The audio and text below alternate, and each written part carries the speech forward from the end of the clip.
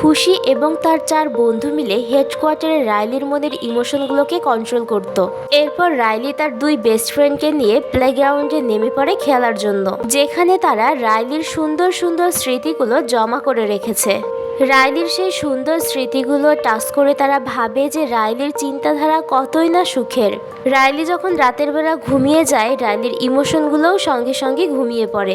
তাছাড়া রাইলির নতুন ইমোশনগুলো চায় যে যেভাবেই হোক তারা গোলকিপারকে ইমপ্রেস করে এই খেলায় জিতে যাবে। অন্যদিকে ভ্যালেন্টিনা রাইলির সঙ্গে তার বাকি বন্ধুদের পরিচয় করিয়ে দেয়। এরপর সেখানে যখন রাইলির বন্ধুরা চলে আসে, তখন খুশি একটা বাটন প্রেস করে দেয়। তখন পুরাতন ইমোশনগুলোকে নিয়ে একটা জায়গায় আটকে রাখে।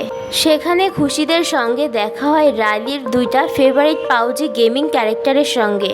তারা ছিল রাইলির ব্রেনের সিক্রেট একটা অংশ। রাইলির 5 জন ইমোশন তখন তাদের কাছে হেল্প চায়, কিন্তু তারা কিছুই করতে